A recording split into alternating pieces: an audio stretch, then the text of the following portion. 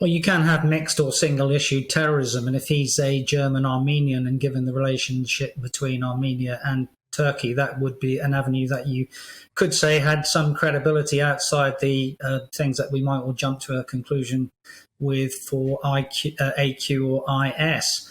So there can be that mixed motivation. It's difficult to see at the moment with the evidence we've got that this is a terrorist attack. It's obviously a deliberate incident. But like all these things, the way that we frame an issue can lead us to these conclusions. So, for example, because we know it was around the corner from the December 16 Berlin attack, then you can link the two together. And we do that in a thing called the availability heuristic. And you've got to be careful as an analyst, as I am, that you don't fall into the trap of confirmation bias and framing bias and availability heuristics. So until you get the evidence, you can say that this was a deliberate incident. Whether it's a terrorist incident will be shown in time, because a terrorist incident in the UK under the Terrorism Act 2000 must have a religious, political, ideological or racial element to it. All that thoroughly understood, Chip Chapman. When it comes to, I was listening to the eyewitness testimony of John Barrowman, an actor who found himself on the spot, seeing from a distance and listening from a distance at what happened. And one thing he noticed was that one of the bollards, which he suspected had been put up to preventing exactly this kind of incursion onto the pavement, had been knocked over.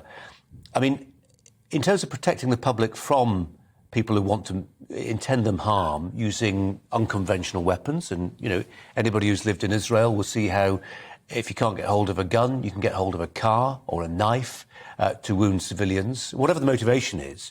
But people like you have got to work out how to keep people safe whilst a city still works. So you can put up all the bollards you like, but, you know, how are people going to deliver food or material? You know, it's that constant balancing act, isn't it, between keeping people safe and making a city work?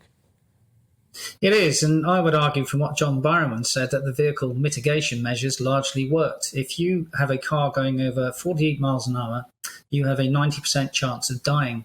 Now, there's only one dead at the moment. Normally in terrorist incidents that increases, so he could not have been going at a massive speed if only one person is killed at the moment. You are killed in a vehicle as a weapon attack from three things: either mass, the size of a vehicle. You had a Renault Clio, which is not the greatest terrorist act.